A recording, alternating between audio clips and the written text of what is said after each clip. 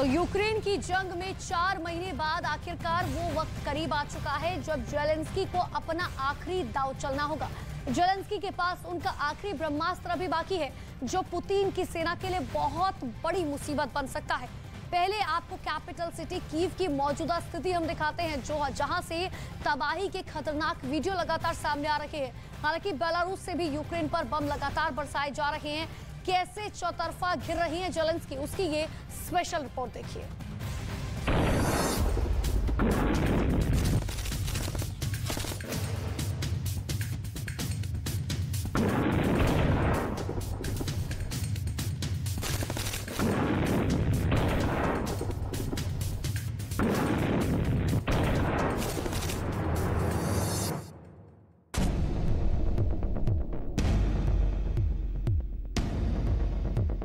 Kyiv तड़प रहा है, कीव सिसक रहा है। कीव पर पुतिन का गुस्सा कहर बनकर टूट रहा है।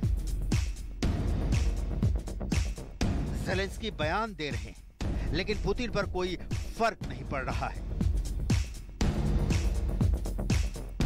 G7 की बैठक में रूस के दुश्मन मीटिंग कर रहे हैं, लेकिन पुतिन को इसका कोई डर नहीं। अब पुतिन ने यूक्रेन पर हमले का कौन सा नया प्लान एक्टिव कर दिया है? ज़ेलेंस्की की माने तो अब बेलारूस के आसमान से भी मिसाइलें आकर यूक्रेन में गिर रही हैं। आखिर बेलारूस के लीडर पुतिन की हर बात क्यों मानते हैं? आखिर क्यों बेलारूस ज़ेलेंस्की का दुश्मन बन गया है? क्या वजह है कि बेलारूस के एक्शन ने नाटो देशों के अंदर जंग की गर्मी पैदा कर दी है? क्या है रूस यूक्रेन के युद्ध में बेलारूस का एंगल, और क्यों ज़ेलेंस्की ने बेलारूस की रट लगा दी है? सब आपको बताएंगे और बात करेंगे G7 की मीटिंग की, जिसके अंदर ब्रिटेन के प्रधानमंत्री बोरिस जॉनसन और कनाडा के राष्ट्रपति जस्टिन ट्रूडो ने पुतिन का मजाक बनाया है। पुतिन ने जब कीव पर हमला किया तो उसके चंद घंटे पहले रूसी राष्ट्रपति के कारों का काफिला क्रेमलिन पहुंचा।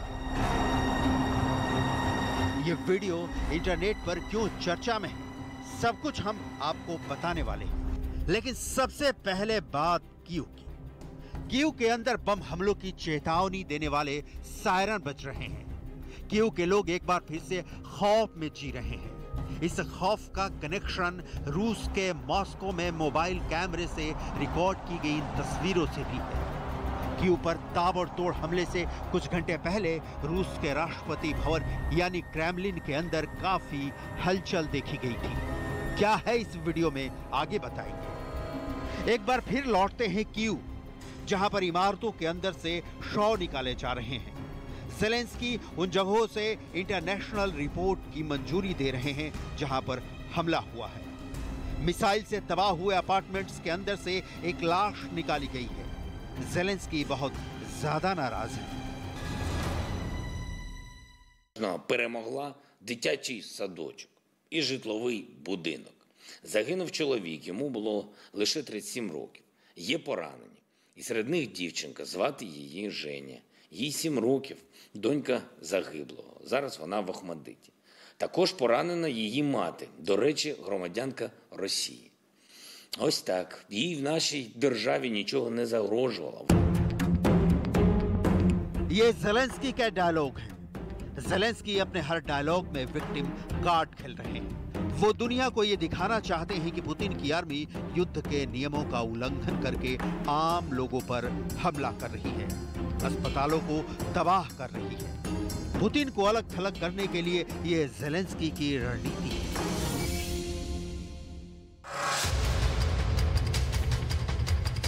किंडरगार्टन वो जगह होती है जहां पर बच्चे खेलते हैं, लेकिन यूक्रेन की तरफ से एक वीडियो रिलीज हुआ है जिसमें एक किंडरगार्टन के अंदर बहुत बड़ा गड्ढा नजर आ रहा है। इस जगह पर पानी भर गया है। अब यूक्रेन का दावा यह है कि यहां पर रूस की मिसाइल गिरी, जिसकी वजह से यह बड़ा गड्ढा हुआ है। लेकिन दुनिया में इस वक्त चर्चा 7 साल की एक बच्ची की भी, जिसके बारे में यूक्रेन ने दावा किया है कि वो रूस की मिसाइलों का शिकार हुई है। बम और मिसाइलों की आंखें नहीं होती और ये हथियार किसी की उम्र भी नहीं देखते। इनके रास्ते में जो आया बर्बाद हुआ। यूक्रेनी वायुसेना के प्रवक्ता की तरफ से यह बयान दिया गया है कि ये मिसाइलें क्रूज मिसाइलें थी, जिन्हें कैस्पियन सागर के ऊपर विमानों से दागा गया था। अब ज़ेलेंस्की इस मामले को इंटरनेशनल मुद्दा बनाने की कोशिश कर रहे हैं, लेकिन बहुत तकलीफ की बात है कि ज़ेलेंस्की के मित्र देशों के राष्ट्राध्यक्ष G7 की मीटिंग में हंसी मजाक में ज्यादा बिजी है। 26 जून को G7 की मीटिंग में रिकॉर्ड हुआ एक वीडियो इस वक्त पूरी दुनिया में चर्चा का विषय बना हुआ है। ये है वो वीडियो जिसमें आपको अमेरिका के राष्ट्रपति बाइडेन, ब्रिटेन के प्रधानमंत्री बोरिस जॉनसन, फ्रांस के राष्ट्रपति एमेनुअल मैक्रों और कनाडा के प्रधानमंत्री जस्टिन ट्रूडो नजर आएंगे। इस बैठक में ब्रिटेन के प्रधानमंत्री बोरिस जॉनसन ने एक ब्लेजर पहन रखा था, लेकिन उन्होंने ये कहकर पुतिन का मजाक उड़ाया कि क्या उन्हें गर्मी के कारण अपनी जैकेट उतार देनी चाहिए। हम सभी को ये दिखाना होगा कि हम पुतिन से ज्यादा सख्त हैं। Jacket on. We just wait for the speaker. You just want to show up.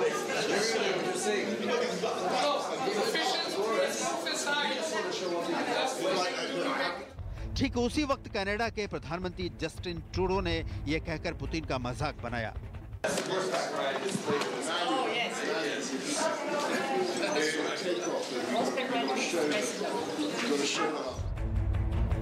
समझे आप?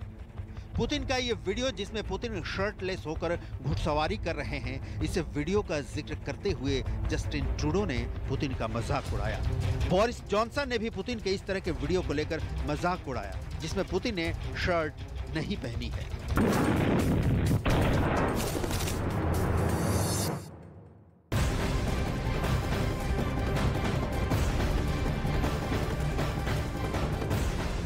और इसी बीच युद्ध पर बड़ी खबर नाटो को लेकर आई है। रूस के खिलाफ नाटो ने बड़ी तैयारी की है। नाटो ने अपनी मौजूदा ट्रूप्स यानी सैनिकों की संख्या 40,000 से बढ़ाकर 3 लाख करने का फैसला किया, जो कि रूस को सीधे रूस के लिए बड़ी चुनौती है। महायुद्ध में रूस की ताकत को देखते हुए नाटो लगातार अपनी ताकत बढ़ाने में जुटा हुआ है। तो बड़ी जानकारी आपको दे रहे हैं, नाटो अपनी पूरी ताकत बढ़ाने में 40,000 से सैनिक बढ़ाकर 3 लाख से ज्यादा किए गए।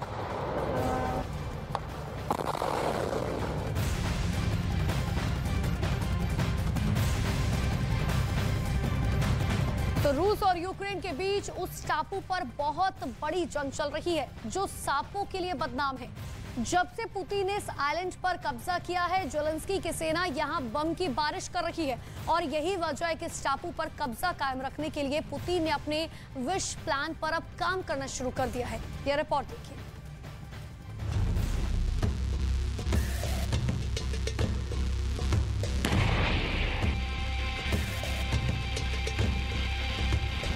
ना आदमी का बसेरा है, ना जानवरों का डेरा है।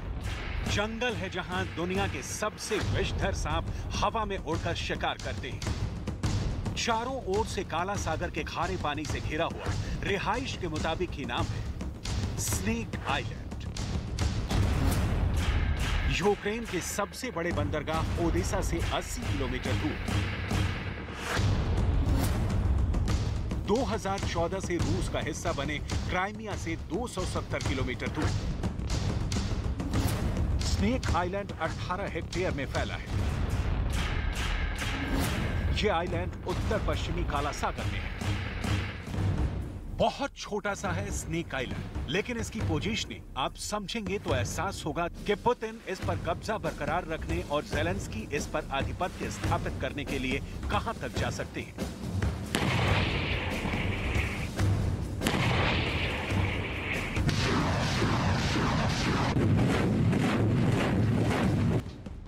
क्यों मचा है सांपों वाले टापू के लिए संग्राम? क्यों ज़ेलेंस्की जब तक जीतेंगे नहीं तब तक छोड़ेंगे नहीं की जिद पर अड़े?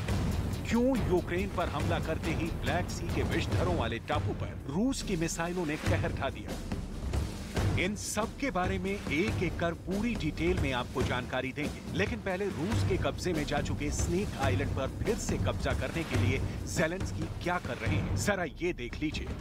क्योंकि जंग में फैसला भले ही हथियार से हो, लेकिन जहां जंग लड़ी जाती है वो जमीन जंग की दिशा और दशा दोनों निर्धारित करती है। यही वजह है कि इंसान विहीन सांप के टापू के लिए ज़ेलेंस्की गोले बरसा रहे हैं। Su-25 bomber, Su-27 fighter jet, Mi-8 helicopter से रॉकेट फायर, टर्की से मिले ड्रोन TB2 से बारूद की बारिश, यूक्रेन के स्नैक आइलैंड पर दोबारा विजय की छटपटाहट है कि 30 से भी ज्यादा हमले वो कर चुका है, लेकिन नतीजा कुछ नहीं निकला और ना अब निकलने की उम्मीद दिखती है, क्योंकि धीरे धीरे ही सही पुतिन यूक्रेन विजय के करीब पहुंच रहे हैं। यूक्रेन के दक्षिण में ओडेसा पर रूस का कब्जा हो चुका है। पूर्व में डॉनबास के सेंटर पॉइंट सेवेरोडोनेत्स्क पर भी रूस का झंडा लहरा रहा है और रणनीतिक रूप से बेहद महत्वपूर्ण स्नेक आइलैंड या काला सागर में रूस का वर्चस्व स्थापित है। ज़ेलेंस्की नागलोक का नायक बनना चाहते हैं। एक तरफ शांति वार्ता के पन्ने पलटते हैं और दूसरी तरफ यूरोप और अमेरिका से हथियार पर हथियार लेने की अपील करते रहते हैं। स्नेक आइलैंड को ज़ेलेंस्की ने प्रतिष्ठा का सवाल बना लिया है, क्योंकि ज़ेलेंस्की के दिल में ये बात अब भी गंभीर रूप से गड़ी है कि नेटो ज़ेलेंस्की को ब्लैक सी में डूबने नहीं देगा। इसी उम्मीद के दम पर ज़ेलेंस्की स्नेक आइलैंड पर गोले बरसा रहे हैं।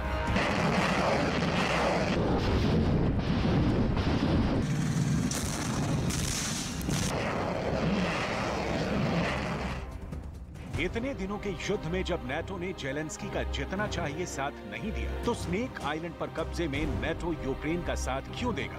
इसकी 3 बड़ी वजह है। पहली, नेटो ये चाहता है कि ब्लैक सी में रूस की स्थिति कमजोर हो। दूसरी, स्नेक आइलैंड पर रूस के कब्जे का मतलब है रूस का एक और सैनिक अड्डा। और तीसरी लेकिन सबसे महत्वपूर्ण वजह है ब्लैक सी में रूस के जहाजों पर रोक के कारण यूक्रेन में अनाज की सप्लाई बाहर नहीं हो पा रही है। आलम यह है कि यूक्रेन के अनाज के बंद सप्लाई से दुनिया में भुखमरी की नौबत आने की आशंका जताई जा रही है। संयुक्त राष्ट्र ने चेतावनी दी है कि दशकों में सबसे बड़े अकाल का खतरा पैदा हो गया है। एक रिपोर्ट के मुताबिक यूक्रेन के पोर्ट्स पर 4.5 मिलियन टन अनाज रखा हुआ है। यूक्रेन के अंदर के गोदामों में करीब 20 मिलियन टन अनाज पड़ा है। यूक्रेन दुनिया के सबसे बड़े गेहूं उत्पादक देशों में से एक है। यूरोप से लेकर अफ्रीका तक यूक्रेन का गेहूं और सूरजमुखी पहुंचता है। अफ्रीका के कई गरीब देश यूक्रेन के गेहूं पर ही निर्भर हैं।